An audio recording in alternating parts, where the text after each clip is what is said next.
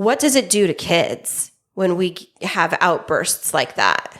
Okay, first of all, this is where I sort of depart from most parent educators. Okay. You're human.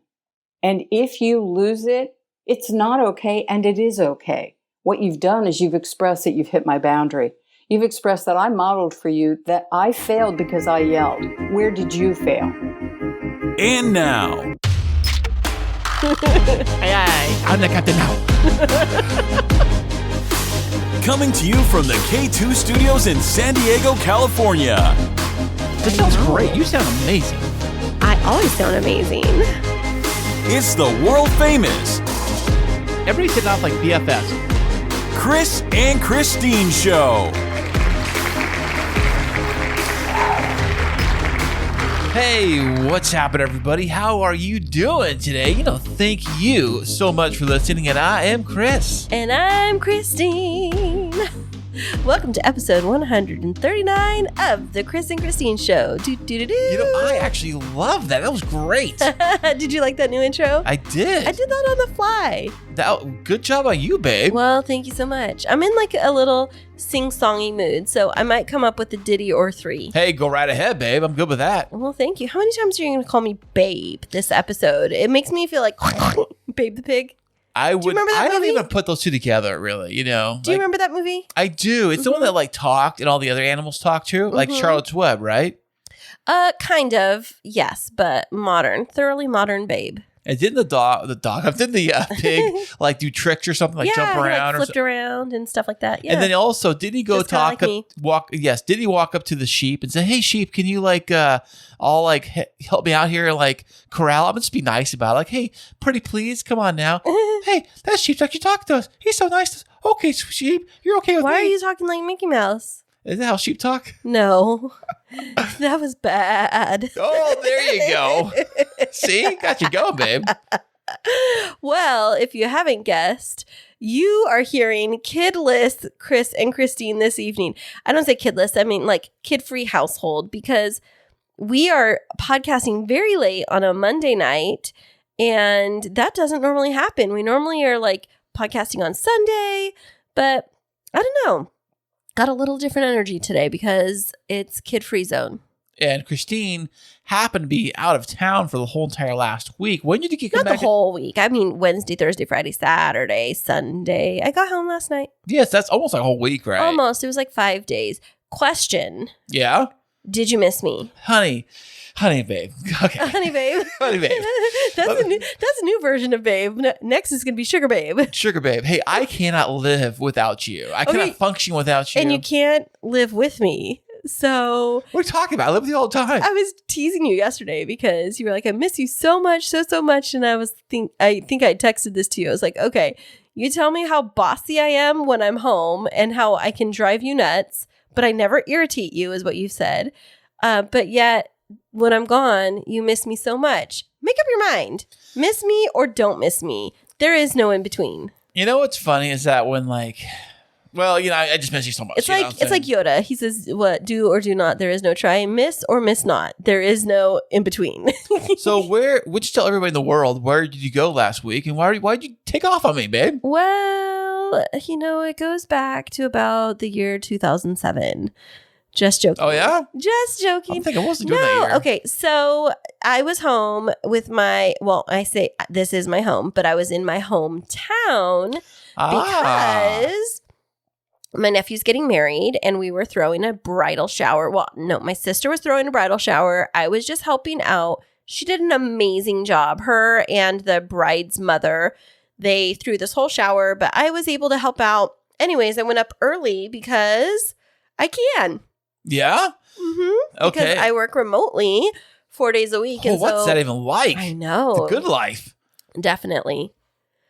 But it was really great because I was able to go up and I worked remotely, but I was able to see my parents. I haven't been able to get home as much. I don't know what it is. I think that you just don't like me out of your sight. Are you just trying to like keep me all to yourself? Is that what it is? Because I haven't been going home as much. I am selfish that way, yes. You selfish. Well, I really haven't been going home as much. And I think a lot of like COVID stuff has to do with that, with traveling. And I don't know. And then, being here and having multiple kids and trying to figure out when's the right time that I can get away, it's exhausting. It is exhausting. I wish I could get away. Well, away from who? Away from me? Isn't that the way? Isn't that the old Southwest commercial? Like, gotta get away. Is that what it was? Yeah, I think so, because they have those fairs. It's like gotta get away or something like that. But so I drove up there and I had client meetings on the way. And then I was up there for a couple of days with family and worked, had some client meetings in Fresno. And when I say client meetings, I'm talking about couples, like brides and grooms that are preparing to get married, that I am helping with their wedding planning and their floral design. And so, I was very strategic. So on the way up, this is so crazy. Okay. So on Wednesday, I left here. I was on a personal day from work. So I left here and I went to Carlsbad. Well, I went to Santee to get money. I went to Carlsbad to go and meet with my flower wholesaler because I needed to pay for some orders and put some other orders in. And then I drove up to Santa Ana and I had to pick up some baby shower supplies that I'd bought from somebody off of Facebook Marketplace, and it was on the way up. And so I got that because those were going to my sister for my niece's baby shower. And then I took a little jaunt over to West Covina to pick up some signs that a girl was making for me for one of my clients, because I dropped them off on my way home from Palm Springs, which I think I mentioned last week. So after I did the little jaunt over to West Covina, I got back on the freeway and I went up the 5 to the 99. And then I stopped just in time for dinner at my client's house in Bakersfield, California. And I had a wedding planning session with them, and we walked through what their venue is going to be and did some planning stuff. Their wedding invitations had come in here just the day before. So I was able to, when I stopped in Santee to get cash, I got stamps. So I went up there, went over their invitations. We got all of their invitations together, finished doing a lot of their planning. I got back in the car and then I drove up to Kingsburg and I arrived at 10 o'clock at night. And then the next... Oh, wait, there's more. But wait, there's more. And then the next day, I worked all day worked remotely for my job. And then in the evening, I went out and did a venue walkthrough with my other client that's in Fresno. And the next day, my client, her mom and I actually work together with a consulting business that her mom owns. And so on Friday, her mom and I went to the rental place to lock in all of her wedding rentals during lunchtime. And I took a lunch break and we went to lunch together. And so we were able to wrap that up. And then I was able to go home after work, help my family with the bridal shower. And then we did the bridal shower the next day. That night was my brother-in-law's 50th birthday party. Whoa, congratulations. 50 years old? It was a crazy 5 days. So when I am away from you, I just, more than anything, I want you to know that I'm trying to maximize, squeeze as much as I can into that time so that I don't have to be away from you as much. I really appreciate that. You amazing. Look at you. You're you're actually working on a vacation. Oh, and then I forgot on the way back on Sunday. Oh, yeah? So I left early from my parents' house on Sunday morning because by 10:30 in the morning, I had a meeting in downtown LA to walk through a venue with my other clients. And then I went and I had to pick up a bunch of stuff in the fashion district from LA. That's where I get my vases and all of that stuff because it's really inexpensive. And then I drove down to Placentia, which is down by Anaheim. What did you say, Placentia? Placentia. Oh, I'm sorry. Not placenta. Placentia. Okay. And I met up with one of my full-service wedding planning clients there at a brewery or tasting room because that's where she's going to have her engagement party in 3 weeks. So we had to do all of that planning there. And then that's the one that's the destination wedding in Greece, which, by the way, oh yeah, they are thinking that they might like me to travel with them. Oh, to Greece, huh? I know, right? You've never been to Greece, have I've you? never been to Greece. I heard it's amazing. Me too. I heard it's white and cute little flower stuff and blue waters and cliffs and all that stuff. Yeah, it's really gorgeous. So they're very close to, because I'd already quoted that out for them and they already have me on a full service contract. But the bride was I'm getting really nervous. I think I would really like to have you there. We're going to look at the budget, see if we can work it out. What would it cost? What would it cost add you to the travel budget if they're going to have you go there? So that's a great question.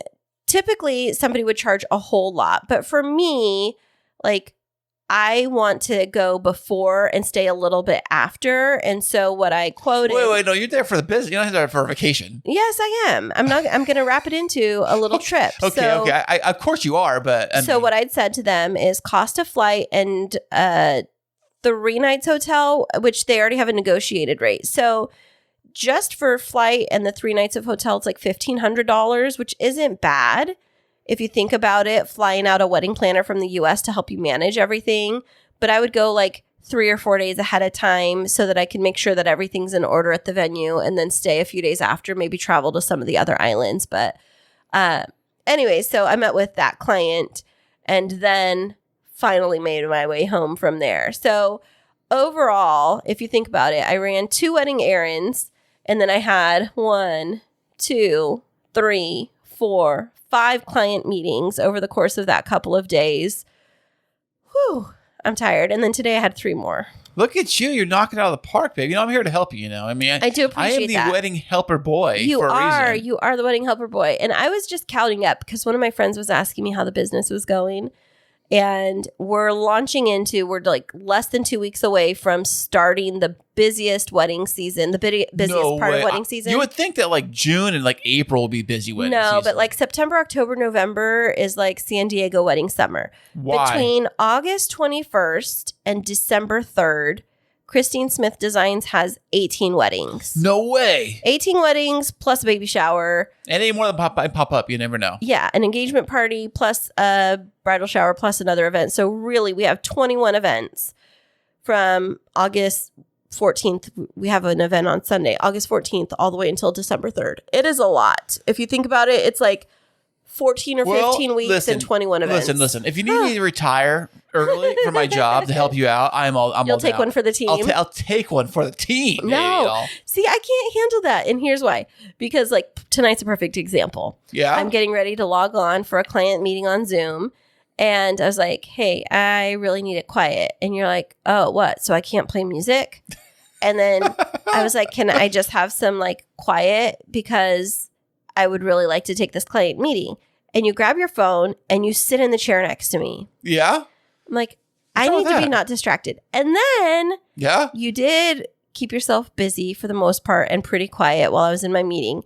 But you knew that we were going to start podcasting at 9. So at 9:05, 9:11, what did I do? What did you do when I had not finished my Zoom call yet? Like a little kid. Like me. No, like a little kid. You walked out of the office. You walked over to the couch directly across from my line of sight, right where I'd be looking over my laptop. Yeah. And you like, and you lay down on the couch and you're like, You're like, oh, I'm like tapping your watch or whatever it was you were doing. I don't even know. And then I was like just winding up on my Zoom call. And then I like looked over at you and you were like, I'm just going to take a 5-minute nap. That's right. I did. 47 minutes later. I didn't set my timer. 47 minutes later, you decided to wake up. What happens when you take a nap and you don't set a timer? Yeah, you just sleep too long. Have you checked Instagram, by the way? No, why? What's on Instagram? Is that a picture of my story? It's not just a picture, it's a video with sound. And it's like, this man is supposed to be podcasting right now. Lazy bones. Well, I worked so hard this week. Today was a busy day. Today, you took the kids for what? Haircuts. Yeah. How did that happen? Well, okay. Because they've been like anti-haircuts. You know what's funny? All summer long, the kids are like, no, I'm growing my hair out. I'm going to be like hippies and stuff, They want to keep it all long. They look so mangy. It's shaggy. It's like that awkward. It's not even shaggy. It's mangy. Yeah, I don't know what that even means. Is that even a word? It's like mangy? A clover, like matted. Mangy is something like a stable and like for horses and stuff. That's a manger. That's where it came from. Mangy came from manger. Mangy came from a manger. Okay. So the kid's hair, it's like all that long, awkward, like on your ears. I told Mason today, I said, hey, Mason, can you even hear me with those hair aids instead of hearing aids? Because his hair draped over his ears. That's how long it is. And Jacob, same thing too, but his hair kind of curls, so it kind of curls up around the sides. And he always liked to wear baseball hats. He has the 1970s flip going on his hair. Like is that what it is? Like what the ladies used to do, like flip their hair out. So you think he'd have like if he had the 1970s mustache, he would like pull it off perfectly, right? Oh, yeah. The stash. So he has that thing going on. So neither one of the kids want to get haircuts, right? Like, I don't want a haircut. I want to go, whatever. I said, but you got to get them trimmed up at least a little bit to where it grows out naturally, right? So it's not all just like a mishmash of everything. Right, absolutely. So I took them to, at first I made appointments at Supercuts, the one we used to go to by the old house. I call them up, make a noon appointment. So what we do is we head on down there. I run to the bank, get cash. Now, the reason why I get cash, even though you can pay with a card there, is they did tell me a while ago, the girls there, saying that we appreciate cash for tips because you can't pull out of the register when you pay for a tip on a card. You only have like one register there. So they have a lot of cash to divide the tips out in the day. So how do they get their tips? I don't know. I guess not very well. Or maybe I don't know how they keep figure it out. Maybe Weird. they got yeah. So that's what they said recommend. So you know what? I'll just get cash from if I can. So I did that. And, but we went down there. We had about 20 minutes to kill. So I'm like, the mall's right there. I said, you guys want to go to Best Buy and like walk around and just like, browse stuff for like 20 minutes? How is that even possible? You're going to be late for your haircut. And the kids were like, I'm on time. So the kids were like, I don't want to go to Best Buy. I don't have any money. I said, that's okay. We can look around. Don't you ever look around at stuff? No. I used to do it all the time. They think that like there's no such thing as window shopping. It's shopping and you must buy. Yeah. We need to retrain our kids. Like, whatever happened to the art of window shopping? I used to do it all the time. Yeah, I still do. Let me tell you, when I was in high school, I was super smart at school, believe it or not. And I actually was able to get off school early. So I actually did not have to do 6th period. I only went through 1 through 5. Well, wait, that's not because you were super smart. That's because you decided not to go to like a university, so you didn't have to take the extra classes. Hey, it's neither here nor there, okay?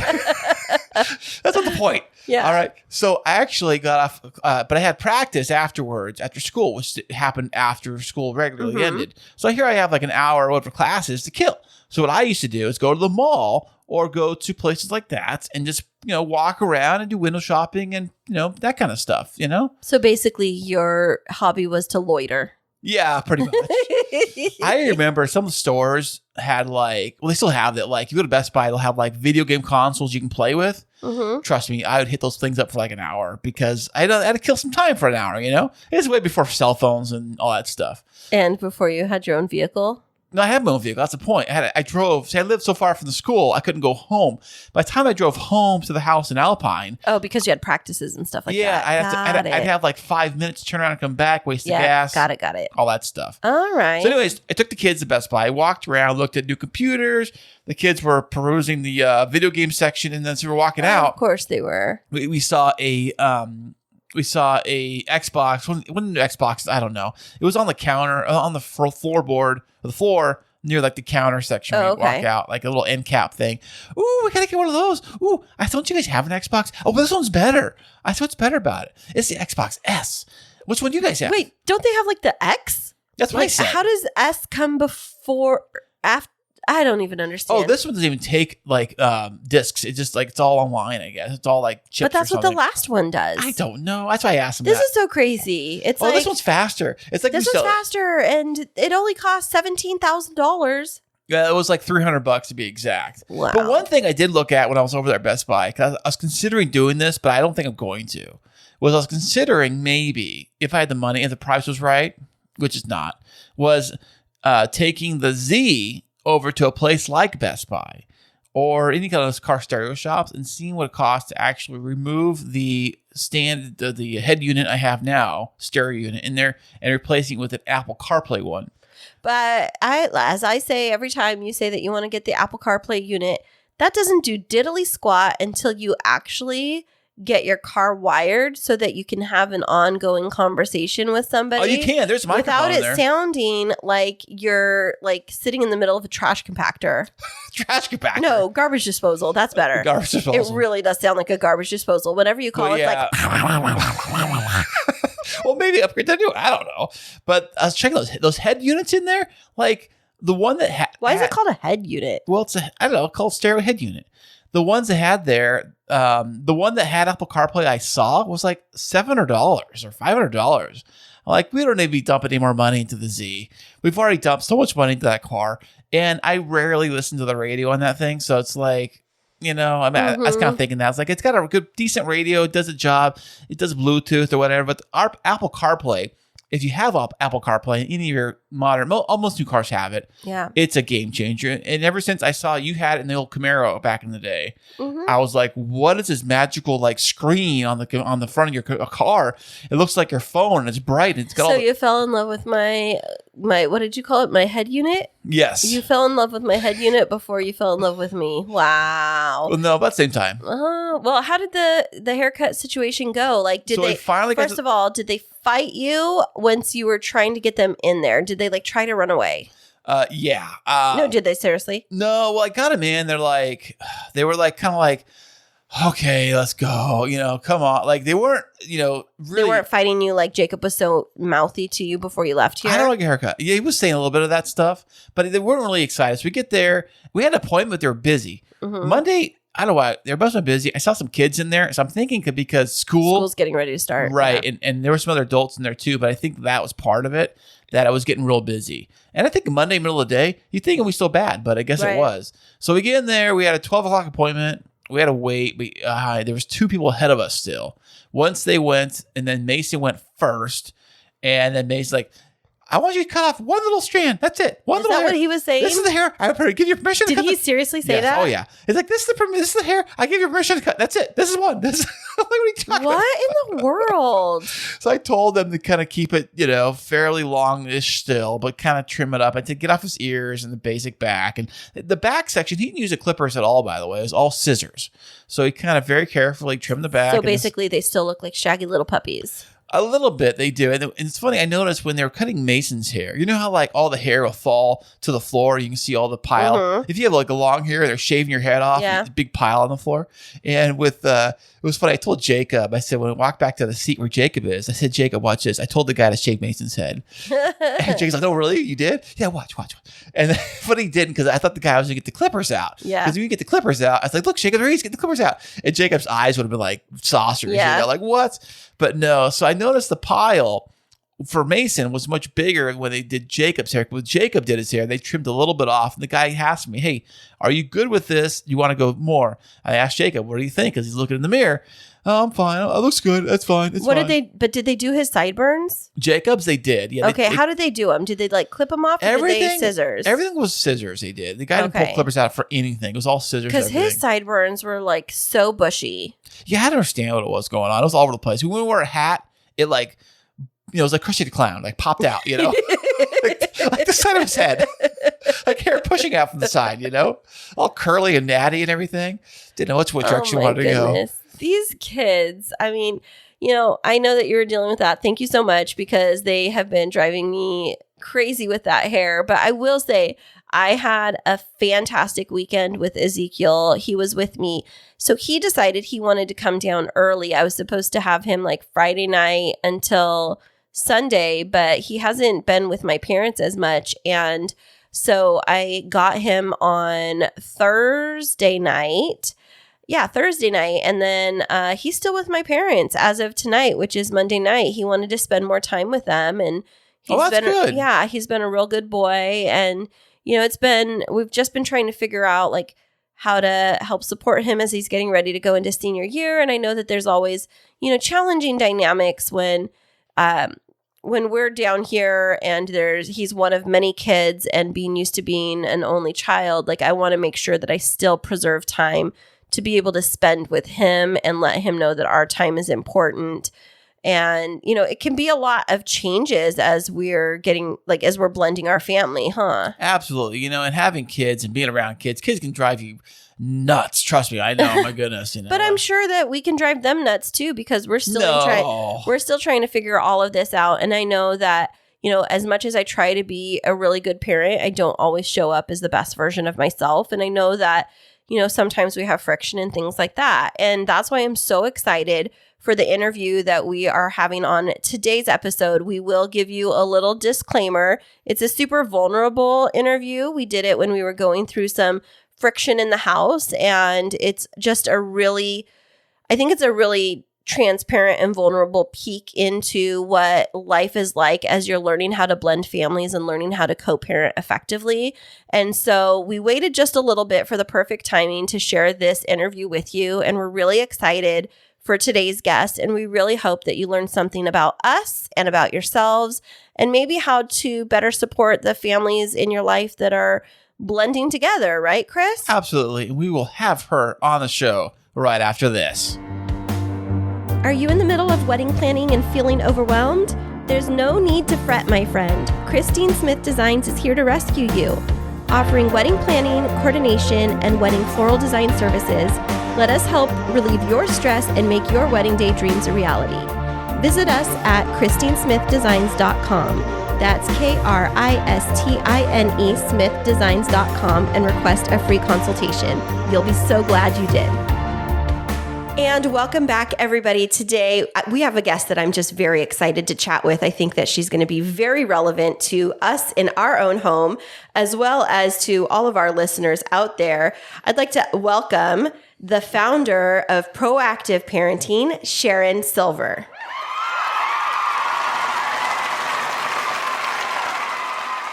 Thank you for having me, and thank you for that applause. Hey, Cher. Well, thank you. We bring the crowd in just for our special VIP guests like yourself. Thank you. Well, where in the world are you joining us from today? I am in San Francisco, right along the bay, and loving it. Oh, that's awesome. What's the weather like up there today? It's a little windy, but it's perfect. Oh, I gotta love San Francisco. Now I have to ask you, are you a Giants fan? Of course. Yay! Well, that's like the rule. You got to be a fan of whatever like town you live in, I would hope, you know. Absolutely. And, I'm a deadpan Giants fan, so are my kids. Oh, there awesome. you go. My son and I are Giants fans. I go to Padres games. I will cheer. Yeah, I thought you were a Padres fan. I will cheer for the home team here, but Giants are coming into town in San Diego here in just like a week and a half. And I was thinking about taking the boys to the game, and I was thinking, oh, I'm going to have to cheer for my Giants. You're going to have to. And we'll be looking for you in the crowd. So, yeah. Definitely. So have you lived there your entire life, Sharon? Pretty much. I arrived in San Francisco when I was about 16. Oh, wow. So where'd you arrive? A long time ago. Where'd you arrive from then? Pittsburgh, Pennsylvania. Oh. Oh, wow. Yeah. It's my son's two favorite cities. He's a Steelers fan and a Giants fan. So there you go. I grew up as a Steelers fan. It was, that was the way it was in my family. But when my parents got divorced, we moved out here. Oh, wow. And so you've been there since about 16? Yes, I have. I met my husband out here, and I've been married for a very long time, and my kids are natives. So I'm very happy about that. Fantastic. Did you go to college up in that area also? Yeah, I did, up in the Napa Valley, and I researched and found the only early childhood professor that was relevant at the time. She was the one who was writing all of the course books, and it was a great gift to find her. And so I went to school in the Napa Valley. Oh, that's wonderful. Were you a fan of wine? Yeah.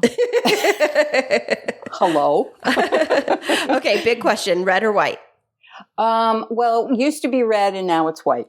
Okay, I would say rosé is my option. Now, what made the switch? Is it just too much? The red's is too heavy? Yes. Yeah. It's just too much, and the white is a little lighter. And I used to work for a very large winery, so I know far too much about wine. Okay, then what's your thoughts on box wine? Do I need to keep going? Is it worth it? Or about the big jug? Remember the big jugs of wine? I remember those. They came in like this big, giant like jug that you put your finger around to carry with it. What kind of wine? What are you talking about, Kris? Oh, is it like those ones, like the Italian-looking ones that are like fat at the bottom, skinny at the top? But they're like a big jug. With a little handle? Oh, yeah. Yeah. Oh, yeah. Yeah, I remember those growing up. Your parents You're not allowed to be seen with those in the Napa Valley. You have to put them in a brown paper bag, and you have to keep walking. It's the way it is. Right. I think the homeless walk around with those. Well, so you went to school in Napa Valley. Did you meet your husband in college? No, I met my husband. I knew him years before that. We've been married for about 43 years now. We are one of the very rare few. And we didn't kill each other during the pandemic. So we're doing okay. That's amazing because I know, and Kris and I have talked about this numerous times on the show, all of the stats that we heard about couples that were splitting up through the pandemic. Well, you heard stats of those getting together because of the pandemic. That's true. Yes. You heard a lot about people really reviewing their family dynamics during the pandemic because they couldn't escape it. They couldn't get away from it. So every trigger and trauma bond that they brought into the relationship had a glaring light on it during the pandemic. Absolutely. Yeah. So, in my space at this point, I'm trying to help parents. Okay, what'd you find out and how do we deal with it? Yeah, it was definitely a rough little patch there going through the pandemic. We got married in the middle of the pandemic. And so we were blending our family right at the height of it. And then when we as parents got COVID, it definitely, it was a lot. And I think it's still a lot for us to process through. And I'm just thinking I don't know what the impact of that whole lockdown situation is going to be on American families. Are you seeing an influx of parents that you're working with? Yeah, I am. And basically what I'm seeing, and it fits perfectly for my brand, is that we need to revisit the foundation of our parenting experience. In other words, we have to remember that we have all come a really long way in our growth and our personal growth and our communication. And it hasn't really trickled down into the family system the way that we talk to the kids. And so most people are looking for, I'll read a good book. It was one of the first questions you asked me, did you write a book? And I say, yes, I did. But can you really, in the middle of a drama or an argument, say, wait just a second, hold on, I'm looking for the answer. 1 second. I know it's on page 32. Wait. Just Google it real quick. That's what you got to do. You got to Google this real quick. Yeah, not going to happen because so you need to be able to find those foundational things that represent you, take care of your needs, represent your child and take care of their needs, and on it goes. So I'm about the basics. I'm about how do we keep that connection as we correct behavior. So it leads me to wonder how you even got started in this field of supporting parents. You mentioned going to school with somebody that was, or with a professor that was really top-notch as it relates to early childhood. Yeah. So what did you study and what's your passion? Okay, well, again, I'm older than most of you. So at the time, I started to become a therapist. And I went into early childhood and I met this magnificent woman. Her name is Janet Gonzalez Mena. She was a student of Magda Gerber. And if anybody knows of Janet Lansbury, who was also a student of Magda Gerber. And so we all trained in a really interesting way. And I now forgot what the question was. Oh, how you got started in this line of work and what you do with early childhood and what your passion is. Yeah, at the time, there really was, nobody had heard of parenting. Nobody had heard of early childhood. Never heard of parenting. Well, I mean, they'd not heard of it in the college setting, that there was a class you could take on parenting. Oh. It was all early childhood development. This was nursery, long time ago. Like babies and what do you do with a newborn? Right. It's how do you observe them and feed them and say goodnight, and that's it. But Magda Gerber sparked something inside of me. And then T. Barry Brazelton, America's favorite pediatrician for many, many, many, many years, started to introduce this concept of a parent educator. But all of the studies were back on the East Coast. So I picked up everything I could. I studied everything I could. And then I began to realize that parents are all really doing a great job. What they have forgotten is to balance the way they correct behavior with calmness and boundaries. And so it became my passion as a result of something that happened to me in my life to go forward and blend the two. How can we be aware? How can we be awake? How can we be conscious? How can we be mindful and firm at the same time and say, I'm sorry, dude, that's not going to fly. So Sharon, what did happen to you that traumatized you, would make you want to do that?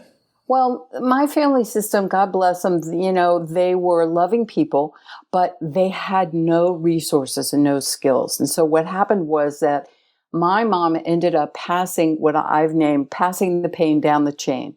So every generation just continues to do what the generation before them had done.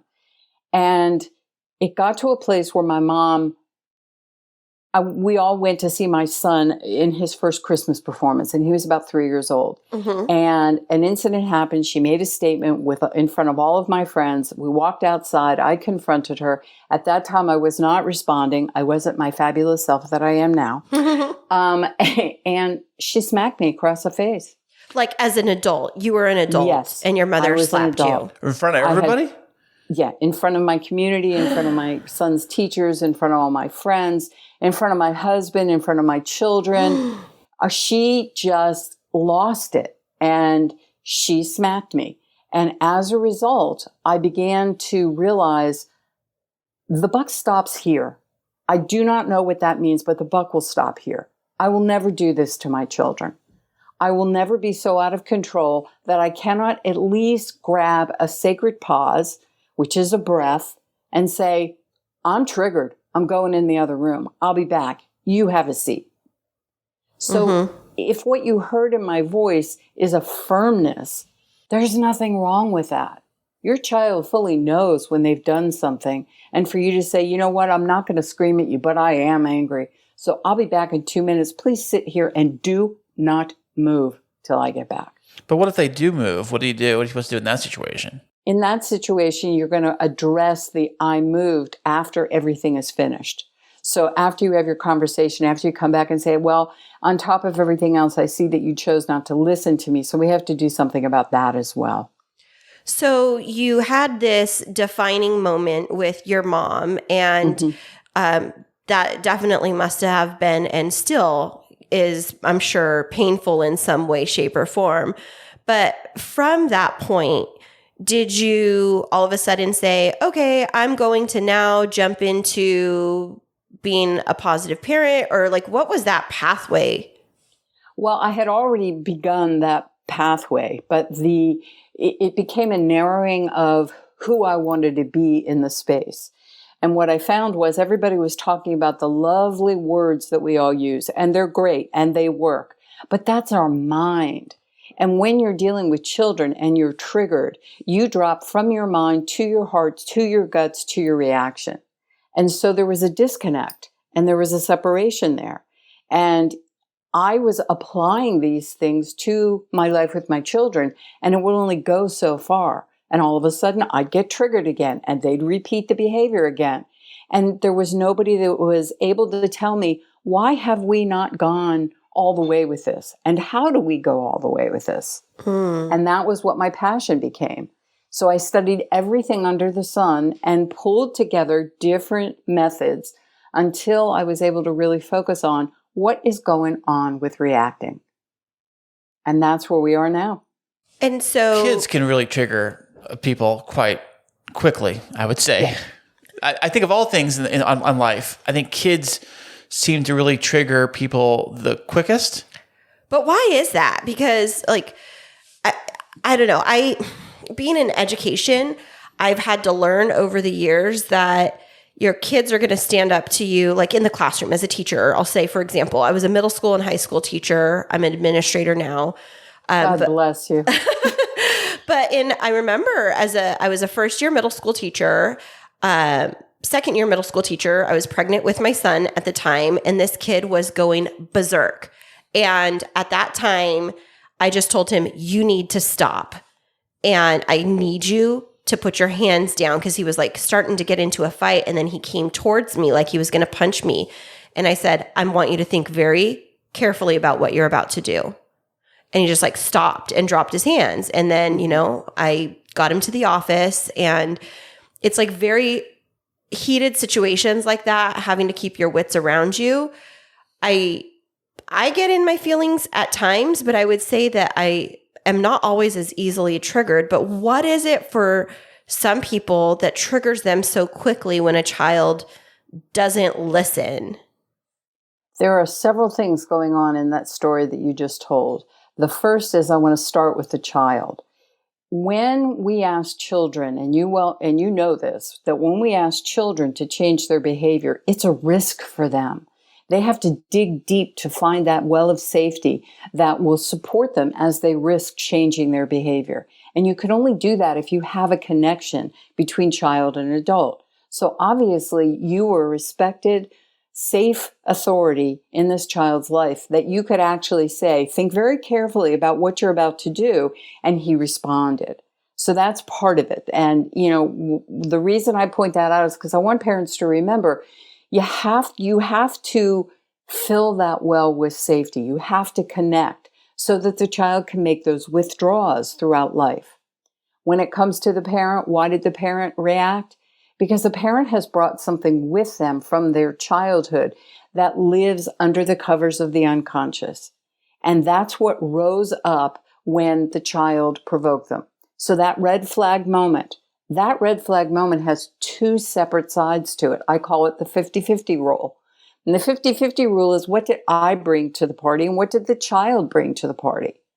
And the only way to do this is for the more skilled person to reach out and connect with the less skilled person and to navigate from there by asking questions. And when you ask questions, you're actually pulling the brain from the emotional side to the logical side. And that's that moment that you can get a child to begin thinking logically long before the brain has actually activated it. But what happens when you get into this toxic dance where both the kid and the adult are triggered and neither of them feel like they have the skills to be able to lift up out of it, and it becomes like a full-blown yelling match? That's the moment for what I call the sacred pause. That's when the more skilled person says, okay, timer on, 2 minutes of silence. I'm sitting right here. You sit and breathe. I'm going to sit and breathe because I'm not going to sit here and yell. It's easier said than done. Oh my gosh, yes. And especially because what I've noticed in situations is it can feel like it's like if I pause right now, I'm going to lose the power. And I feel like in my observations of friends and things like that we've chatted about, and even in our own household, it's like this desire to keep the power within the dynamic. And if I let go of it, that maybe the kid's going to run all over me, or they're going to, have no rules and be disrespectful. So how do we navigate that mind shift? Go ahead. I can't thank you enough for nailing this, because it is about power. It's a fight for power. But if you really look at the situation, the child is pretending they have the power.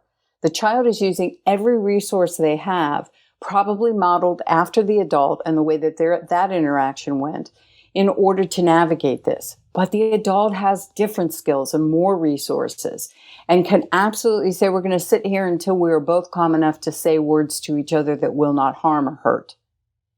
And that trigger, when you start looking at it, you have to say, okay, I am the authority. Why do I believe my power can be taken from me? Why do I feel I have to fight to maintain my power?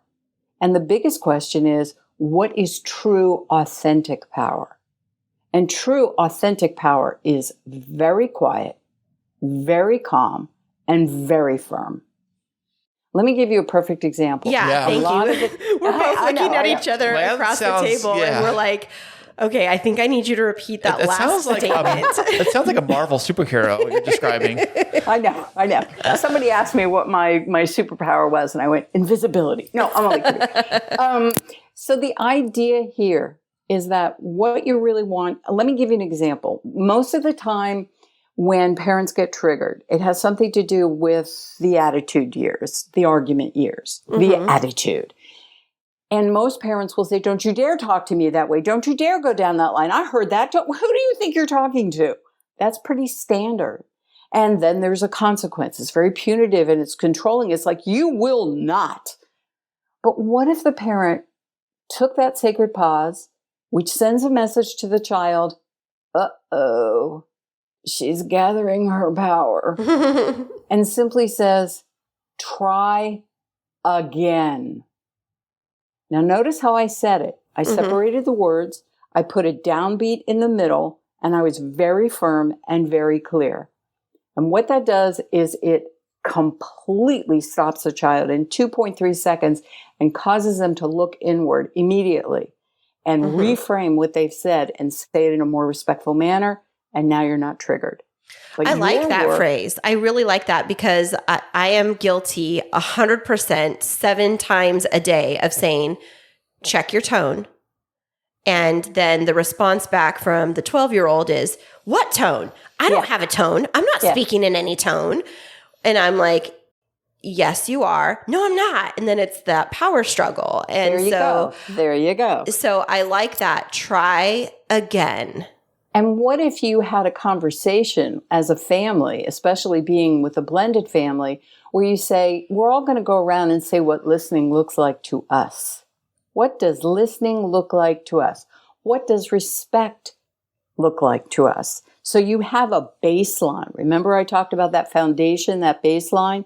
You want to start with that baseline of understanding so you can just basically point to it and say, that did not come across as listening to me. Try again. Mm-hmm. And then it shortens to try again. Mm-hmm. Okay. I'm just like, my brain is processing because... Hey, honey, try again, babe. No. See, you said it too quickly. Hey, honey, try again. Oh, that was powerful. I could do that. See, there you go. Yeah. And if you really are triggered, go ahead and even be firmer with that, because it is the way that you project your voice that works here. Try again. Now, my husband says, honey, you're so good at that. You could scare a neighbor, like down the street. I said, yeah, I'm really good at this, but I do it for show. Mm-hmm. But then I asked my kids and they said, yeah, that kind of rattled through us really bad. Well, that's good for you. Bad for them, but good for you. Well, they had to realize that I wasn't going to go back to the way I was treated, which I had my mouth washed out with soap when I was a child. I had my mouth smacked, and, it was all about the tone of voice. It was all about the respect. And that was a trigger that came from my mother that she brought with her from her father. So you see, it's gone down the generations until I said, no, I'm going to hold that sucker back and I'm going to find another way. Yeah, definitely. And so, we did mention just before we got into this interview that we are a blended family and we're learning how to bring our kiddos together. And the 2 older are definitely in the attitude years. Mm-hmm. And oh my goodness. What was that all about, Kris? Attitude years. They definitely have attitudes. Yes, the 2 oldest are in the attitude years. And the little youngest one's following suit. Yeah. And so we're trying to figure out how to stay on the same page as parents to where it doesn't divide us, because what I find is while the kids may have attitudes, and I can recognize it as attitudes, that we can get into a point of the power struggle and things can escalate very quickly when people are trying to grapple for power. And so how would you coach us as parents dealing with 3 boys that are all going through the attitude years right now to help us preserve our energy as parents and focus in the right area? Well, first, go to the Napa Valley and get a box of wine. There you go. Yeah. Or a jug, or just give me the whole barrel. So here, I'm going to ask you guys questions. You don't have to answer them on air, but it would be what I would say to any parent who was blending a family. How are your feelings? Do you feel that every moment must be a blended moment? Is that, what does that mean then exactly? Every moment? Yeah. What does that really mean? Are you allowed to meet as separate families and talk about the dynamics that came into this relationship and the impact that this is having on other people? Or is this, and we're going to sit down at the kitchen table and we're all going to talk about it? And let me phrase this by saying, my parents got divorced and I did have a bonus dad. And in the beginning, God bless him, he was strong because I was nasty. I was really young and really resentful. And I basically gave him a world of trouble. And he's the one who taught me, go talk to your mom. Go and have a private family meeting. And then when you're ready, come and talk to me. Because I don't have any rights to interject what I think this family should be. We will work on it together. But you guys have to figure out what's going on between the two of you. So I don't know if that helps in any way. It is a very difficult situation, what you're dealing with the attitude years. I would say that your connection needs to be as a family and as separate units. But the rules need to apply to the entire family. And one of the things that would be very helpful at this point is you want to make the rules the bad guy, not you guys. So you guys can remain as a united front. I gotcha. I know exactly what you mean. It's like, hey, I got to make up the rules. That's the way they are. Yeah. It's like rooms have to be clean before we go out and do anything fun. They're like, you always are on me. It's the rules. The rules say that you have to have your room clean before we go out and do anything fun. So what about holding kids accountable for, say, what Kristine just said about rooms and things like that? Well, what I was going to suggest is that you create something that I call the umbrella rules. And the umbrella rules are rules where a family focuses not on the result of the behavior, but on the impact the behavior has on the other members of the family, so that it really underscores the values and the rules that you have that are important for your family. In other words, we all know we have to be respectful when we talk to other people. We have to be respectful to grandma and to grandpa and to mom and to dad. But we also have to be respectful to the couch, to the table, to the car, to the dog. And when you're not, we want to go to the umbrella rules that are posted on the refrigerator and say, what happens when you are disrespectful? Well, you have to do something that is a genuine, heartfelt apology. And there's nothing like doing something nice for somebody that makes you feel better. So I say, create a little recipe box that's filled with ideas. Sorry, my thing's still open. That's filled with ideas of how to make things better. When my kids were disrespectful to me during the attitude years, I would just be able to look at them and say, dude, that was really out of line, and you know it. So what do you need to do? I guess you're taking a bath, huh, Mom? I'm drawing you a bath with candles. I said, yes, thank you. So they got that they had to dig deep inside of them. They had to put away their resentment. They had to put away the attitude. They had to review it. They had to do something nice. It can be anything that you want it to be. But the idea is, let's make the rules the bad guy, not the parents, and certainly not the blended parents. So Sharon, if the rules are the bad guy and the kids hate the rules anyways, wouldn't they want to defy the rules? Well, this gets into a really large conversation about testing and about what it is that breaking the rules is all about. And I like to use this example in early childhood because it clearly explains it without any of the emotional confusion of the later years. But the idea is that when a child breaks the rules, what they're trying to find out is, where do the rules apply? Do they apply for a little person? Do they apply at lunch and dinner? Breakfast, lunch, and dinner? When it's daylight? When it's dark? When do the rules apply? The teenager wants to know the same thing because it's a very more complex thing that's going on in the brain, but it's still testing. So you let children break the rules. And then you go, dude, what do you think I'm going to say right now? And what do you think you need to do? Now, I'll give you a great example. My son and I were graced with a $100 car years ago, given to me by a friend. And he would take it to school and I would take it to my classes at night. One day the car comes home and it is covered in graffiti. And I'm saying the expletives that were all over that car, oh my God. Mm-hmm. He drove it and I said, look, you cannot take it up into the mountains because it will die. So what did he do? He took it to the mountains. Now he was almost 18 years old. He called and said, Mom, you need to come get me. The car died. And I said, really? Wow. How are you going to get home? And he goes, no, you have to come get me. I said, really, dude, I've already told you that was going to happen. See you tomorrow. Click. No way. The hardest thing I ever did. But that child, in particular, my child, needed to test it and needed to have that boundary at that time.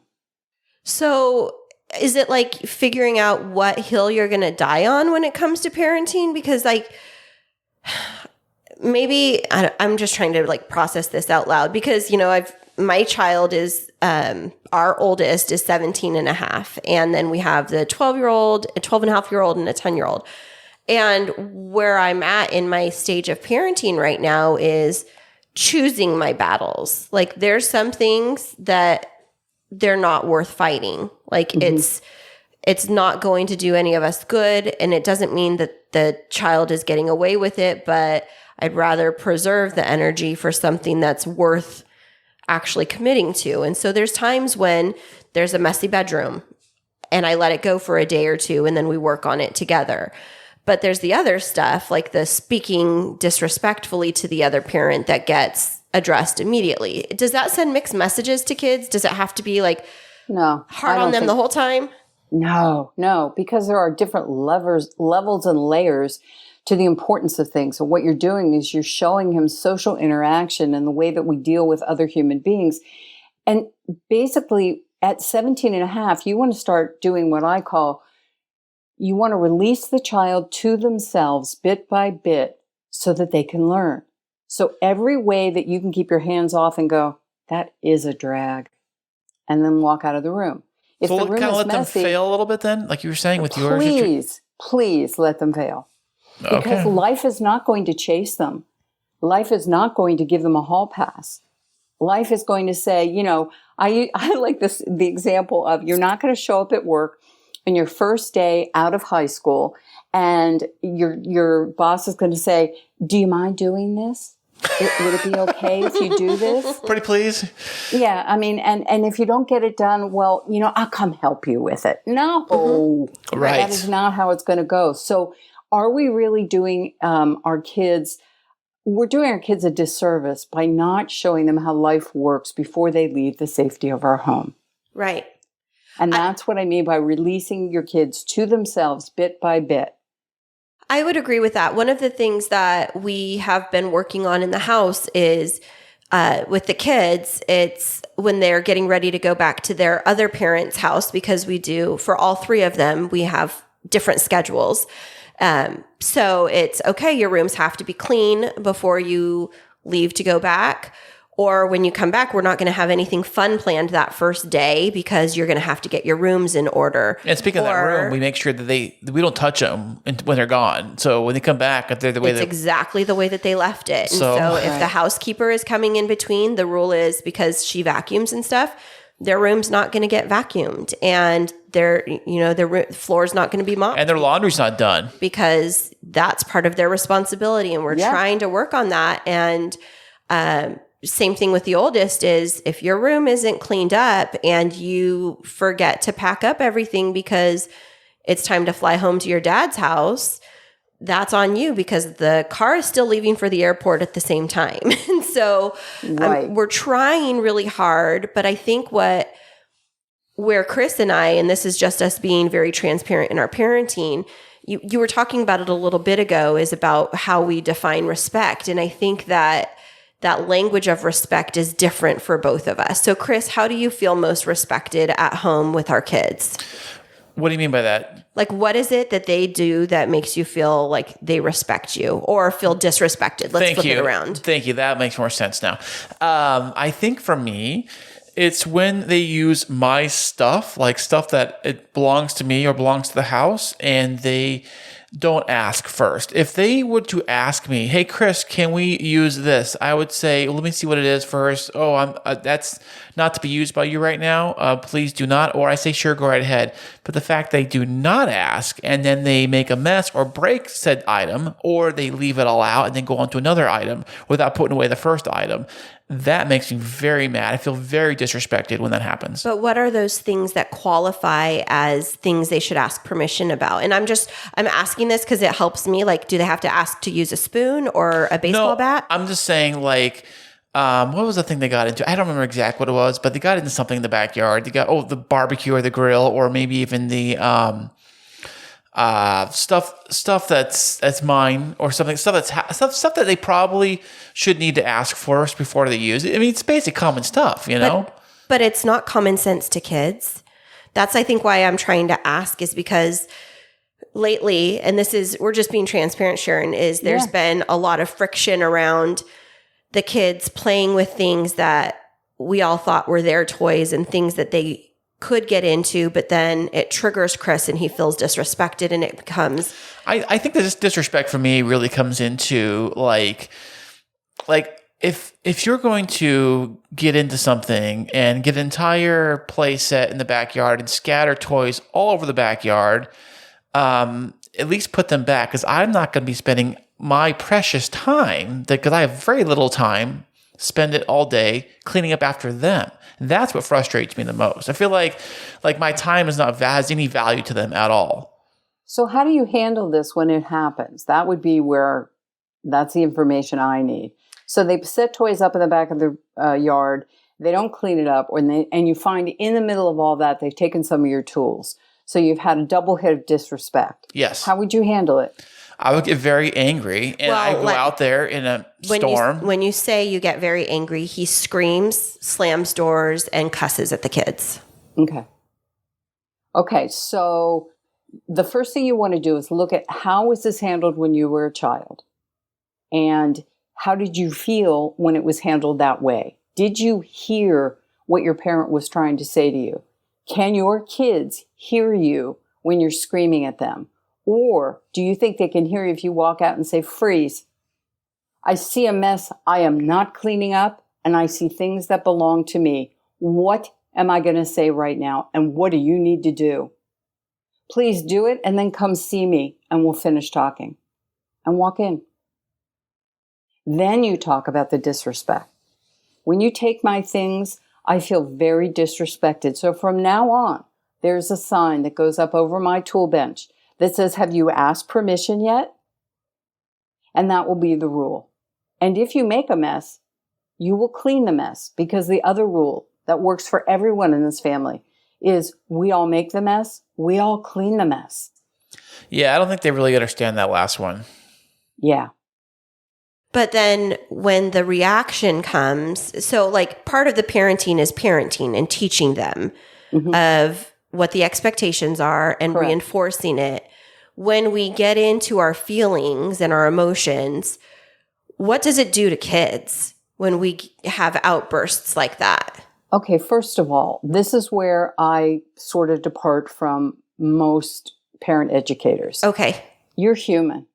And if you lose it, it's not okay, and it is okay. What you've done is you've expressed that you've hit my boundary. You've expressed that I modeled for you that I failed because I yelled. Where did you fail? Every single moment is a learning opportunity. You can own that you yelled. And you can say, want to know why I yelled? Because I have had it with this. What is it that you can do differently next time so this doesn't happen? It is a huge fertile garden when you start asking questions, when you own the fact that you're human. That makes a lot of sense. Because I am we're trying human. so hard to be perfect with our kids. We're trying so hard to run it through our mind and to do the right thing. Our heart is screaming and our guts are screaming. And that's what happened to us in the pandemic, is that we ran out of energy. We ran out of logical mind. We were running on emotions. We were running on our guts. And that's where the disconnect is. And so we are pulling from a false sense of empowerment. We're pulling from an imaginary authority that we're not resonating with. We need to find our own authentic authority. And mine is, I use a very deep, firm voice. I have a deep voice anyway, but I use a very firm voice. And I had sons, and I'm a short woman. So where's my power? And they would look at me and say, if you go silent or you give me that face, that is where your power is. Right. I've been having to learn that recently because my 17-year-old is now 6'3". And I'm 5'5", 5'6" on a good day. And first of all, positional power never worked for us. He would always bristle against it. It felt very aggressive to him. It didn't feel comfortable for me either. I'm not going to take that posture that, very authoritative and commanding presence to where it scares my kid. I don't want to do that. No. But the teacher voice is what I refer to it as. It's in the classroom when you say, ladies and gentlemen, and everybody Yes. just stops. But I was a principal before I became in my current role. And so it's that principal voice where you're having Right. to speak to 600 students and give them the look. Like Right. that look. It's not like I'm going to kill you. That's not the look. It's the don't cross me right now. It's Yeah. time to be quiet. Those of us that can do the look, we do it really, really Yeah. well. There is no mistaking that. But the truth is that I'm trying really hard to give parents tips and tools and methods that are not theoretically based. I learned them through theory, but I'm trying to bring them into daily life. And I'm asking parents, check yourself, and are you being honest? Because we're trapped in trying to use the right phrases, use the right words, use the right methods. My question is, are you being true to yourself? Your child came to you because they need to learn things from you. So it's okay to be honest and say, I don't know what I'm going to say, but I do know that I'm mad. And so I'm going to walk out, and in 5 minutes, maybe I'll have a clue. And that's okay, right? You don't like, I think that what happens in our household is we feel like we have to finish the conversation. Yeah. Like I have to finish and I have to win. And I Right. think that Because you're the parent. right, because I'm the parent. And I think that that's the truth. And I'm not going to speak for you, Kris, but it's my observation. It's what happens for me with our 10 and 12-year-old. And it's what I see for you with our 17-year-old. It's like we have to come out on top. Otherwise, we're outnumbered. We're going to lose. It's pure chaos. And it's just going to devolve into, I don't know, we go into like catastrophizing what's going to happen in our house if Absolutely. the kid gets away with Absolutely. one thing. Well, why don't we reframe what it means to lose or Okay. to lose your authority? Because the bottom line is your authority is far more powerful when you are clear, calm, and honest. Period. The idea that you have to model for your child in every single circumstance, they see right past that. Let's not forget that your children have been watching your face and know it better than you do since birth. They couldn't speak. They knew what an eyebrow raised. They knew what a stinky look on your face looked like because they had a stinky diaper. They know what is, you're late again and all you do is look at your watch and then you sigh and walk in the other room. They get it. They know. So you don't have to drive the point home. Now, this is a really, really old TV show, and there was a reason that I loved it. The Waltons, I don't know if you've ever seen Yes. it. I have it's before my time. It was before my time, but I used to watch reruns with my mom. Okay, fine. Yeah, I'll rub it in. Go ahead. Okay. It wasn't the schmoozy Hallmark stuff that I loved about it. What it was the dialogue, the level of respect, the way that they would speak to their children. They would speak honestly. And they would talk about feelings. And they would say, I know that you love me. And I know that you respect me. That moment was disrespectful. Now tell me what motivated that moment for you. Get to the feelings. Get to the core. Forget the result. Always try and look at the attitude and the behavior. It's the result. And we'll deal with that in 2 minutes. Right now, what motivated that? That's unlike you. You're usually a really good listener. What's making it hard to listen right now? What is it? And there you're connecting. You're feeding that well so that when you get to, I do not like it when you talk to me that way. What do you want me to say to stop you when you go down that road? Now the child has to flip from emotional, defending themselves, and go into that safety well, where they are able to process what you said. But the other thing I really want to make sure that you understand is that when you yell at a kid, when we all yell at our kids, and I'm not perfect, I yelled at them, but when you do, the child's first instinct is to withdraw within themselves because they have to protect themselves from the intensity of your yelling. And that immediately shifts their brain. They stop listening and they cannot learn. So when you respond, you take that heartbeat, that sacred breath. Even if you're triggered, you say, I'm leaving, I'll be back. Or you begin talking. But now they can hear you.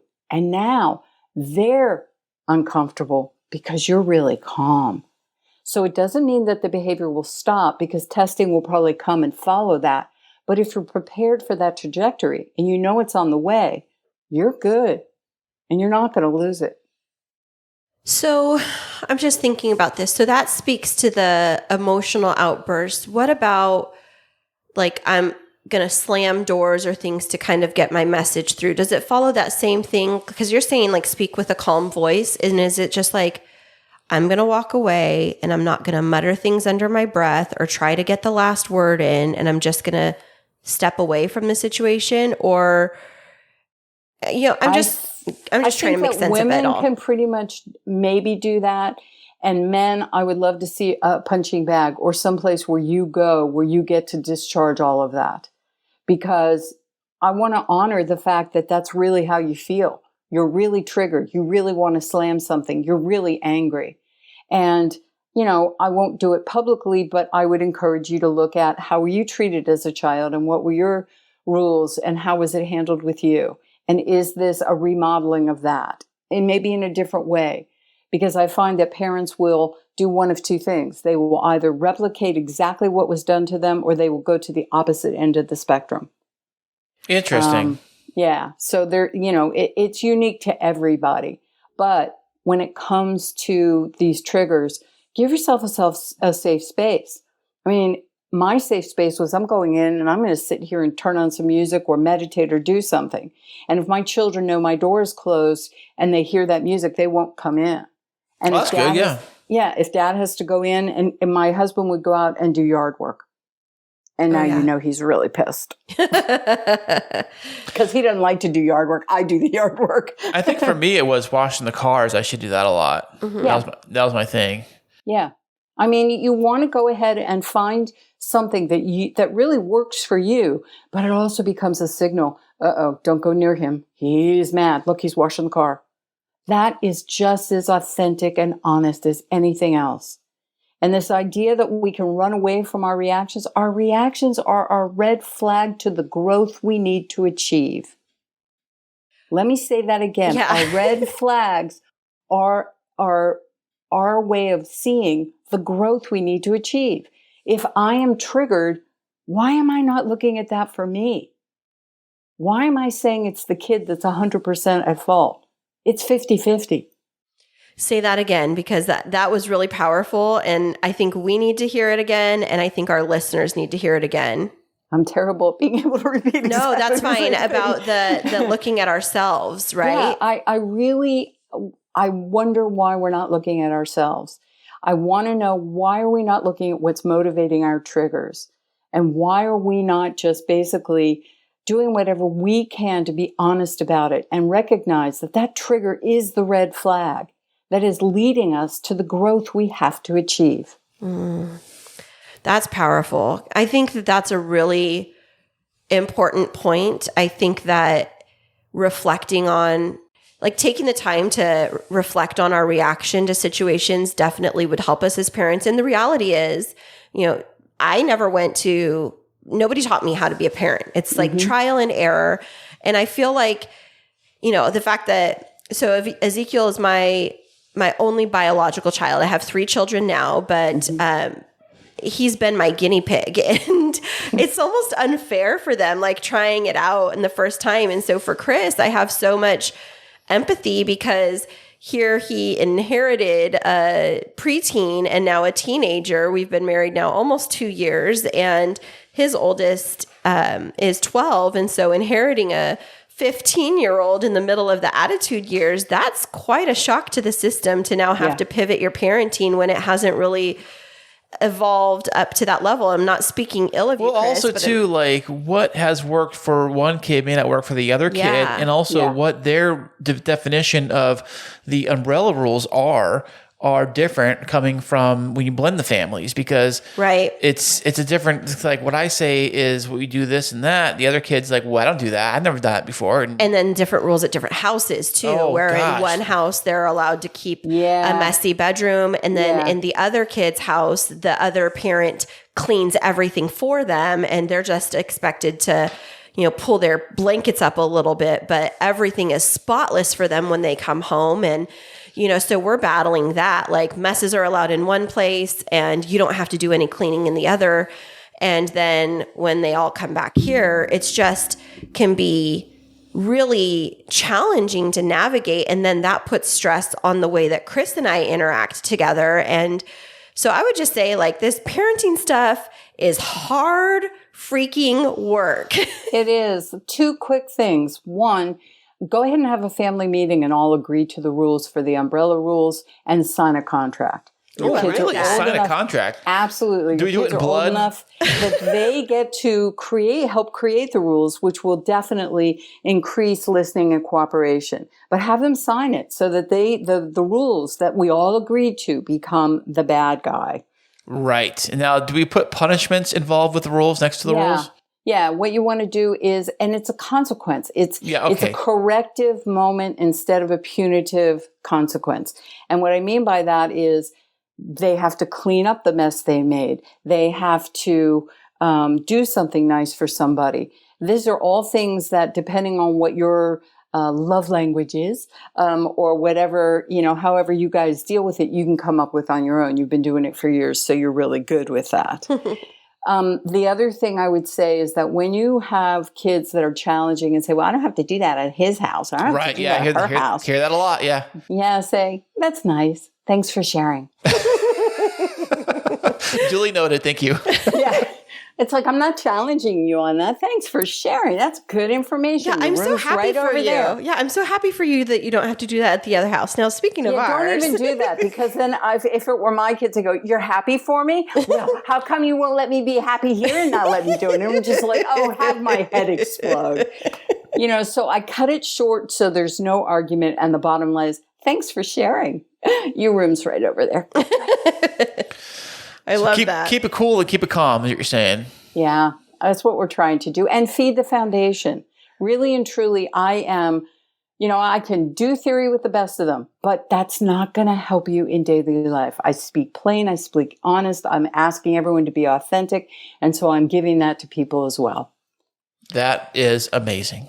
Thank you. And we mentioned before we went on the air for this interview today that we had some rough parenting challenges today and actually over the last several days. So Kris and I were kind of at a breaking point literally right before we got on for this interview. So much so that we were like, do we need to cancel so we can handle this? And I would say that just like you talked about taking that breath, that this has really helped me. I'm not going to speak for you, Kris, but it's helped me take a breath and reflect on what's just gone down and think of how, because we're out in the studio, how I can re-enter the house in a few minutes in a different mindset. Right. And I don't know, Kris, has this been helpful for you? Yes, thank you, Sharon. You're amazing. You're the best.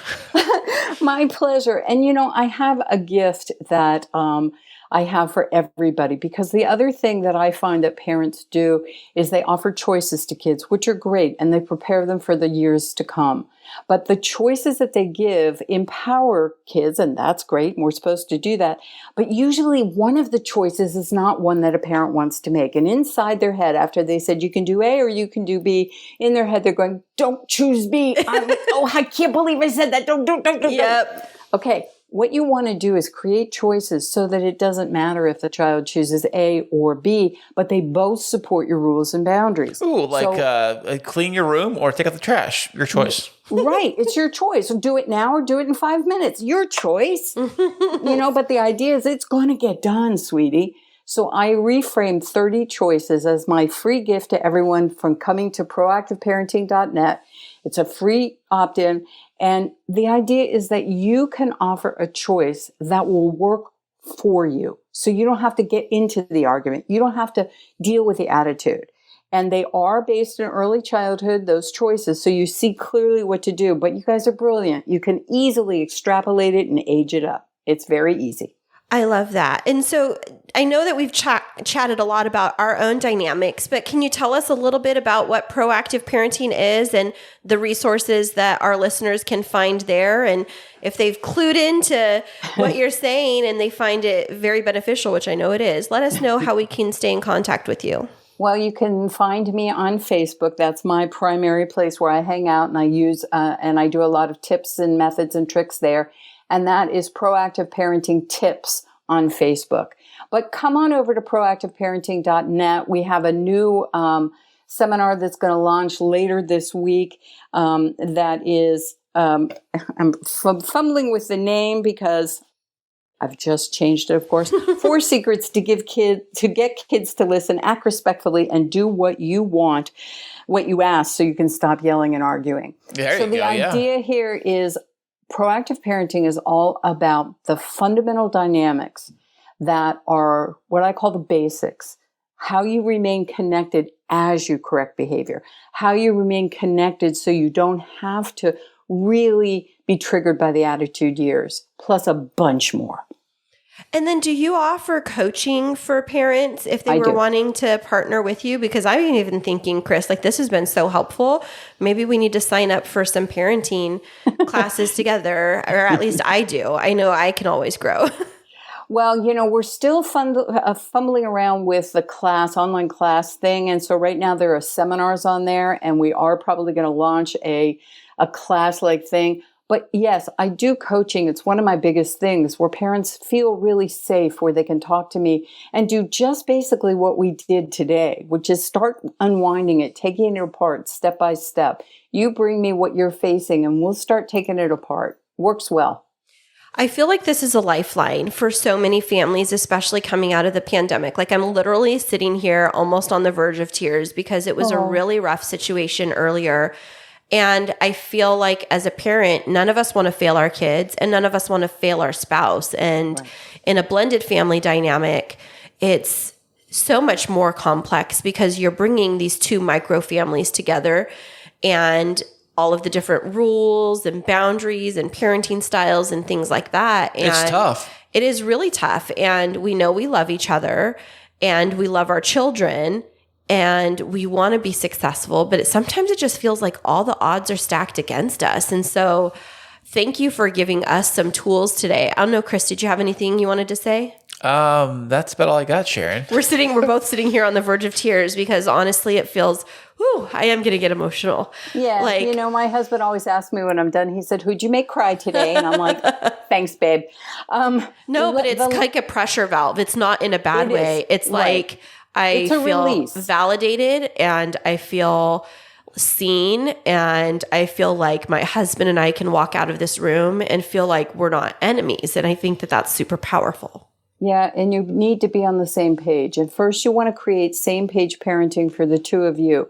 Have you sat down, I'm assuming you probably have with the skills that you have, where you talked about, well, what are your parenting goals? And what is, how do we release our children to the outside world so that you guys are both on the same page? But the last thing I want to leave you with is a statement that was given to me many years ago that has really helped. And that is, being honest is the key because the truth holds its own weight. That's heavy. Yes, indeed. That little pregnant pause right there was just for that to sink in a little bit. And, we really do appreciate not only you sharing with us your background, Sharon, but allowing us to use ourselves as an example. Like we were sharing with you, we like our podcast to be personal and we like our listeners to know that we're humans too and that we screw up and don't have all the tools, but together we get better. And so we just want to thank you so much for being here on the show with us today. Thank you for pouring into our lives and helping us on our way to become, I was going to say better parents. Yeah, proactive parents. Really, thank you. Thank you, Sharon. We appreciate your time. Thank you for having me, and thank you for your courage and grace. I think you showed people a great deal, and I am honored that you did it in front of me. Thank you. Oh, thank you so much. I'm Madam Kris. And I'm Madam Amy. And we're the hosts of the Madams Podcast, where it's all about movies, minus the mansplaining. Every week, we discuss a film that fits into a quirky theme for the month. And there's plenty of bonus content on our Patreon feed, too. So if you're looking for commentary that'll make you laugh and think, you found your new favorite show. New episodes of The Madams drop on Mondays, wherever you get your podcasts. And you can find us on Twitter and Instagram at The Madams Pod or on our website, themadamspod.com. So listening back to that interview as we've been preparing for this episode, I will say it was a little bit hard to listen through some of the stuff that we were wrestling through because that was a really messy moment for us. Yeah, babe. Yeah, definitely. I think that, I don't know, it's just learning how to co-parent together, you and I think it's so different when you've had a child together and you're learning how to parent as that child is growing up versus like now you have kids that are older and you've had different patterns in different families and now you have to figure out like how to make it work without saying that one way was wrong or one way is right. Because if we're learning how to come together, sometimes it feels like, well, are you telling me that what I've done the whole time is wrong? And it's like, no, it's just, is that going to work for my child too? You know, it's just, sometimes it can get so messy. And, you know, children do grow. Don't forget, they do have their different personalities. And right. If you think about things, especially like food, for example, didn't you say Ezekiel for the first time ever is now eating like hamburgers and buns together? Yeah, so exciting. Yeah, so like things like that. Don't forget, they do change their tastes and they do change their personalities. And but the question is, are we learning how to adapt our parenting style together and to meet each of our kids' needs? I think that's what's hard is like, you had a set way of parenting before I came into the picture. And don't forget, my ex-wife has a set way of parenting. Yeah. So you got that dynamic going on with like everybody in the picture. So you got six moving parts to this whole equation, you know? Yeah, definitely. There's so many different moving aspects of it. And so, you know, I'm really thankful that we got through that really challenging situation. And I'm really, really thankful that we actually had somebody in our corner to help us work through that. It was so funny because remember that when we were doing that interview, right before that, things were so hard that we were about ready to cancel the interview because we were in the middle of it. Yeah, it was so messy. And that interview, we did it it was the first interview in the studio. Yeah, the studio. First episode we ever did in the studio. Yeah, absolutely. And I think that, you know, I'm grateful for her expertise. I'm grateful for what we learned. Continuing to be reflective on how I can be a more, what's the word that I'm even looking for? A more present partner and like really trying to eliminate blame. And, you know, it's not been easy, but I think one of the things that I've appreciated is you've been allowing me to set more boundaries for myself to where I'm saying like, okay, can you be in charge of the littles for the day because I really need a little bit of space.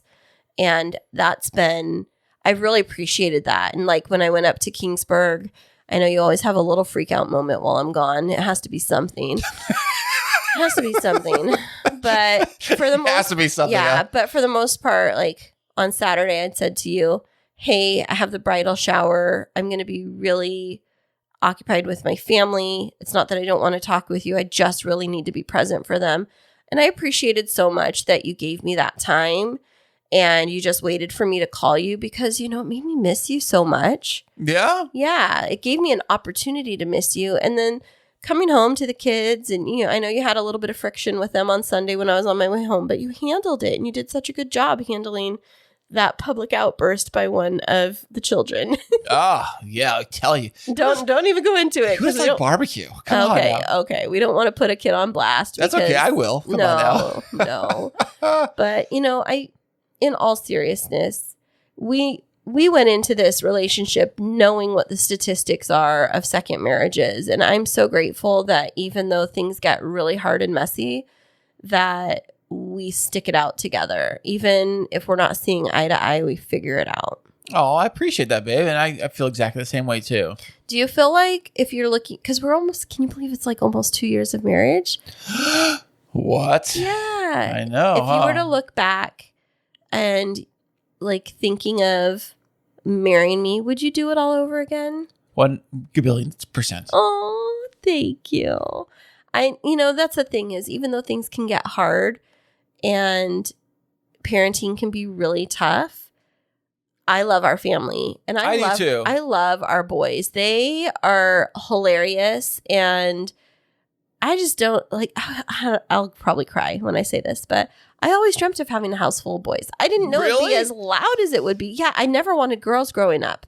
Yeah. You know, I only wanted boys. I always thought I always thought the same thing too when I had the kids were being born. Like, what do you want, a boy or a girl? And I was like, thought like boys would be cool. I think the reason why, because I'm a boy, so I figured like we all kind of relate. Like, oh, what's your favorite Star Wars movie? Like today, I just posted something on Instagram, on Twitter or something. I said, hey, I think Episode 1 is the best Star Wars movie. I asked Mason which one he likes that one. Jacob likes the other one. You know, that kind of stuff. You know, playing lightsabers with them in the backyard. You know. But I grew up with all sisters, but I was like kind of I don't want to say tomboy because that's not the right term, but I always had guy friends and I felt like I clicked with the guys better. I just was into more like logical stuff and not like the touchy-feely, girly kind. And so, you know, I thought like I'd be a good boy mom. And, you know I'm not perfect, but I would hope that I'm at least a decent boy mom. Oh, you are, babe. You really are. Aww. You are amazing, you know. Like you do things and think of things that I don't even think about. And like, really? Wow. I wouldn't have thought of doing that for the kids. Aww. But you just like knock it out of the park. Thank like, you every time you impress me so much, and I'm in awe and wonder if you are amazing on all levels, babe. We're talking like your work, your career, your wedding stuff, the kids stuff, the parenting stuff. That's why, like, when you come home, it's like the hero needs to be here to save the day.